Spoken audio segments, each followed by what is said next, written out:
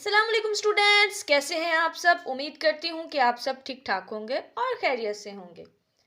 आज के लेक्चर में हम डिस्कस करेंगे एक बहुत इम्पोर्टेंट क्वेश्चन जो कि पास पेपर्स में आया हुआ है 2017 लाहौर बोर्ड। ठीक है, और इस क्वेश्चन की जो सी रिक्वायरमेंट्स हैं उसमें वो स्टेटमेंट ऑफ इक्वेशन रिक्वायर कर रहा है हमसे। तो स्टेटमेंट ऑफ इक्वेशन के रिलेटेड डिटेल कॉन्सेप्ट मेरी प्रीवियस वीडियोस में भी है।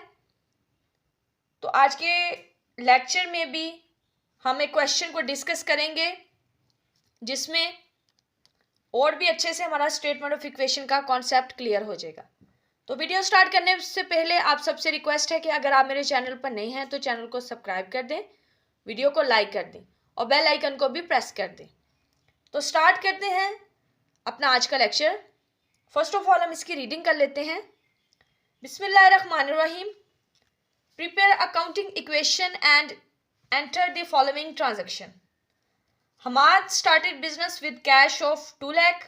ये पर्सन है जिसने बिजनेस स्टार्ट किया है 2 लाख रुपीज से। अब जब भी हम स्टेटमेंट ऑफ इक्वेशन बनाएंगे तो हम इन जर्नल एंट्रीज या इन ट्रांजैक्शन को इस तरह से अंडरस्टैंड करेंगे कि हमें पता हो कि इस ट्रांजैक्शन के इफेक्ट्स कहाँ कहाँ पे होने हैं। जस्ट लाइक ये जो हमने ट्रांजैक्शन अभी रीड की है इसमें हमने फोकस करके देखना है कि जब हम स्टेटमेंट ऑफ इक्वेशन बनाएंगे तो हमारी एसेट साइड पर इसका क्या इफेक्ट होगा और लायबिलिटीज पर इसका क्या इफेक्ट होगा और ऑनर इक्विटीज पर क्या इसका इफेक्ट होगा। तो जब भी कोई हम बिजनेस स्टार्ट करते हैं उसमें हम फर्स्ट ऑफ ऑल इन्वेस्ट करते हैं। हमने कैश इन्वेस्ट किया है। जब भी हमारा कैश इंक्रीज होता है तो हमारी कैपिटल भी साथ ही साथ इंक्रीज होती है। कैश हमारा करंट एसेट है और कैपिटल हमारी ऑनर इक्विटीज के अंदर शो होता है। तो अब हम एक टेबल ड्रॉ करते हैं और देन इस ट्रांजैक्शन की अमाउंट की पोस्टिंग वहां पे करते हैं। जी स्टूडेंट्स, तो ये हमने टेबल बना लिया है। इसके ऊपर हम हेडिंग दे देते हैं कि हम क्या चीज प्रिपेयर कर रहे हैं। स्टेटमेंट ऑफ इक्वेशन हम बना रहे हैं।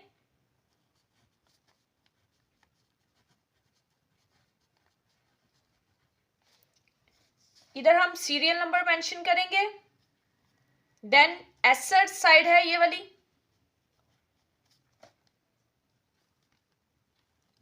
एसेट्स हमारी इक्वल होती हैं लायबिलिटीज के और प्लस हमारी ऑनर इक्विटीज होती हैं।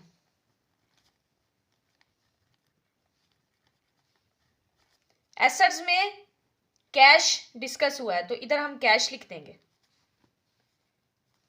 ये ट्रांजैक्शन जो हमने रीड की थी उसमें कैश कितना था 2 लाख रुपीज, वो हम कैश में लिख देंगे प्लस साथ में कि ऐड हुआ कैश। ठीक है, और इसका सेकंड जो इफेक्ट है वो हमारे कैपिटल पर होता है। जब कैश इंक्रीज होती है तो हमारा कैपिटल भी इंक्रीज होता है।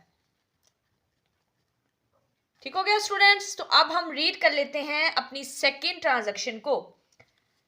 Purchased furniture for cash 15,000। First of all तो हम फर्नीचर का हेड बना लेते हैं। फर्नीचर हमारा एसेट होता है और एसेट्स में वो फिक्स एसेट होता है। ठीक हो गया। बी ट्रांजैक्शन है, परचेज किया है हमने फर्नीचर परचेज किया है और हमने उसकी पेमेंट की है पैसों की सूरत में 15,000 पे।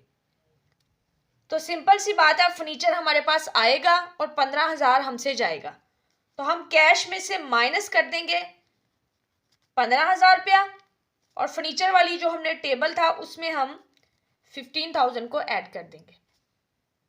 ठीक हो गया। इसके अलावा इसके और कहीं इफेक्ट्स नहीं हो रहे फिलहाल।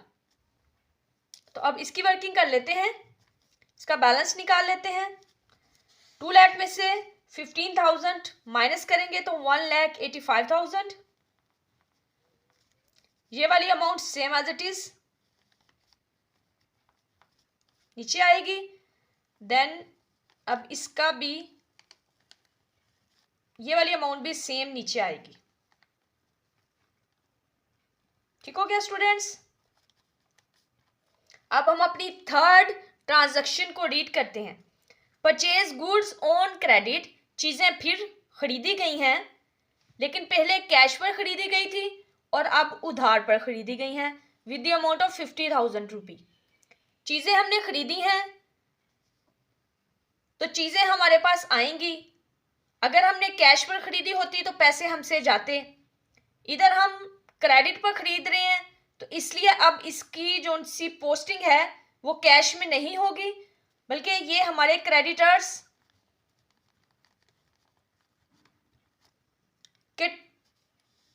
क्रेडिटर्स के कॉलम में आएगी, क्योंकि ये अमाउंट अभी हमने with the passage of time पे करनी है, तो कैश पर इसका इफेक्ट नहीं होगा,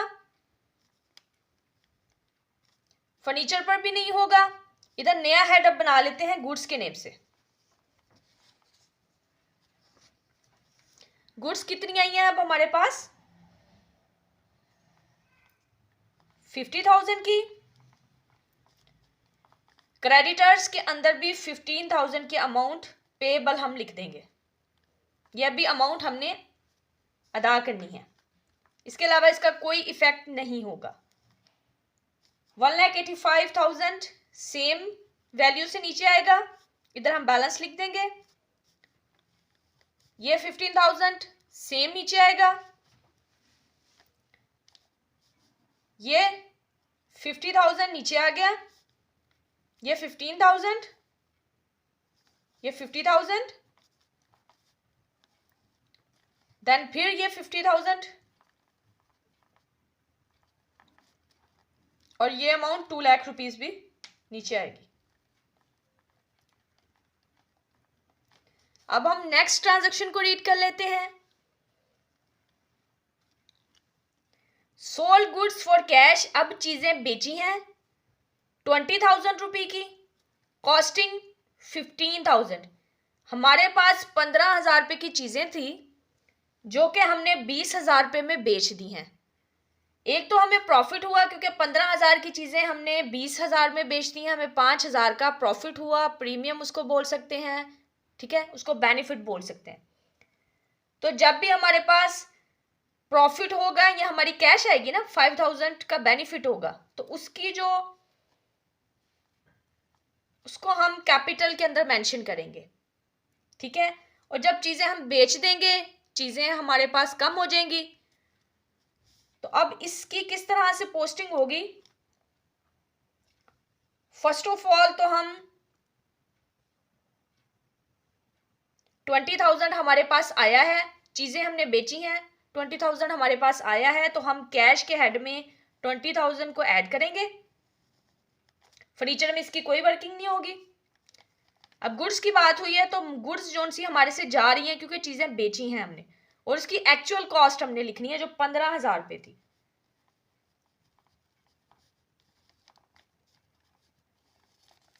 क्रेडिटर्स पर भी इसका कोई इफेक्ट नहीं होगा। अब हमारा कैपिटल इंक्रीज होगा किस वैल्यू से? 20,000 में से माइनस करेंगे 15,000, तो 5,000 जो प्रॉफिट होता है ना वो हम अपने कैपिटल में इंक्रीज करेंगे उसको। तो 2 लाख प्लस 5,000, तो ये 2 लाख 5,000 हो जाएगा। ये सेम अमाउंट्स नीचे आ जाएंगे, और 50,000 में से जब 15,000 माइनस करेंगे तो ये 35,000 रह जाएगा। ये वाली अमाउंट सेम नीचे आएगी। देन 1,85,000 में ऐड करेंगे 20,000 रुपी, तो ये 2,05,000 रुपी बन जाएगा इसके बैलेंस अमाउंट। ठीक हो गया स्टूडेंट्स। अब हम नेक्स्ट अपनी ट्रांजैक्शन को रीड करते हैं। सोल्ड गुड्स ऑन अकाउंट 25,000, फिर चीजें बेची गई हैं। ऑन अकाउंट का मतलब होता है जी कि चीजें क्रेडिट पर बेची गई हैं, उधार पर बेची गई हैं, ठीक है। हमने चीजें बेच तो दी हैं लेकिन अभी हमने उसकी पेमेंट रिसीव नहीं की, हमने उसके पैसे नहीं लिए। कॉस्टिंग 21,500, चीजों की जो एक्चुअल प्राइस थी 21,500 थी, वही चीजें हमने 25,000 में बेच दी हैं। हमें प्रॉफिट तो हुआ है लेकिन वो अमाउंट अभी हमें रिसीव नहीं हुई। तो अब हम इसकी पोस्टिंग किस तरह से करेंगे? कैश अभी हमारे पास नहीं आया तो कैश पर इसका कोई इफेक्ट फिलहाल नहीं होने वाला, ठीक है। फर्नीचर पर भी इसका कोई इफेक्ट नहीं होगा। गुड्स कितनी थी, गुड्स चली गई हैं, चीजें बेची हैं, चीजें हमारे पास कम हुई हैं, तो हम इसकी कमी करेंगे उसकी एक्चुअल कॉस्ट के साथ। 21,500 को गुड्स की अमाउंट में से माइनस कर देंगे। देन अब हम अपना नया एक हेड बनाएंगे, डेटर्स अकाउंट, ठीक है। डेटर्स में हम 25,000 रुपये की अमाउंट लिखेंगे कि हमने 25,000 रुपये लेने हैं। क्रेडिटर्स पर इसका नो इफेक्ट, और जब हमारा प्रॉफिट हो, प्रीमियम हो, तो उसको हम कैपिटल कंसीडर करते हैं। तो 25,000 रुपये में से माइनस करेंगे 21,500 रुपये, तो 3500 का हमें प्रॉफिट होगा, वो हम कैपिटल में ऐड करेंगे। अब इनकी टोटल निकाल लेते हैं। 2,05,000 में ऐड करते हैं 35,000, तो ये 2,85,000 बन जाएगा। ये वाली अमाउंट सेम 50,000 नीचे आएगी, देन 25,000 सेम, देन 35,000 में से माइनस करेंगे 21500, तो ये हमारे पास रह जाएगी अमाउंट 13,500। ये वाली amount same as it is नीचे आएगी, और 205,000 भी नीचे ऐसे ही आएगी। अब हम अपनी एसेट्स साइड के जो टोटल हैं उनको ऐड करेंगे, और लायबिलिटीज और ऑनर इक्विटी की अमाउंट को ऐड करेंगे। अगर तो बोथ साइड हमारी इक्वल आएंगी तो ये शो करता है कि हमारा क्वेश्चन सही है। तो अब हम इसकी इक्वेशन को पहले लिखते हैं, इधर क्वेश्चन के नीचे ही लिख लेती हूँ जी। तो assets is equal to liabilities plus owner equities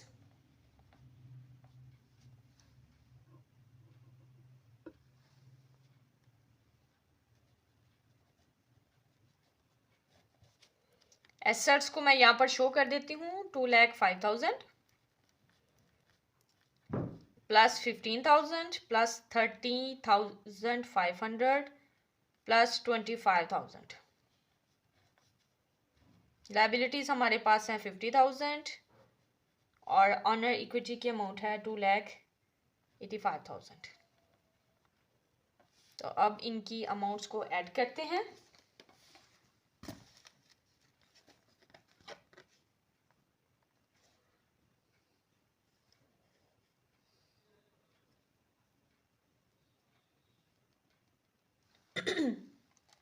$205,000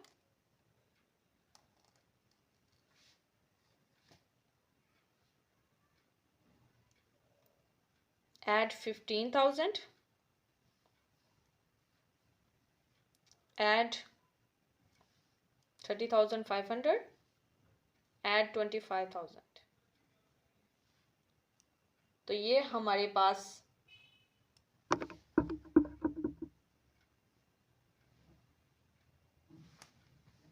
हमारे पास टोटल आएगा 2,58,500, ठीक है। अब हम लायबिलिटीज और ऑनर इक्विटी की अमाउंट को ऐड करेंगे। 50,000 ऐड करेंगे 2,80,500,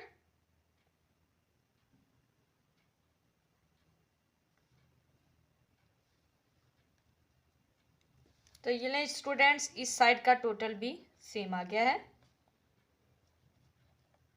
तो ये हमारा क्वेश्चन शो करता है कि ये ठीक है। तो स्टूडेंट्स, आज का लेक्चर यहीं पर ख़त्म होता है। उम्मीद करती हूँ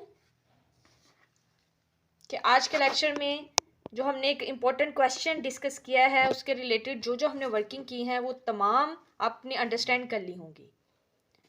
आपसे रिक्वेस्ट है कि मेरे चैनल को सब्सक्राइब कर दें और इस वीडियो को अपने स्टूडेंट्स के साथ या अपने उन बहन भाइयों के साथ जिन्होंने अकाउंटिंग के सब्जेक्ट रखे हुए हैं उनके साथ शेयर करें। अपनी दुआ में याद रखिएगा। अल्लाह पाक आप सबको कामयाब करे। अल्लाह हाफिज़।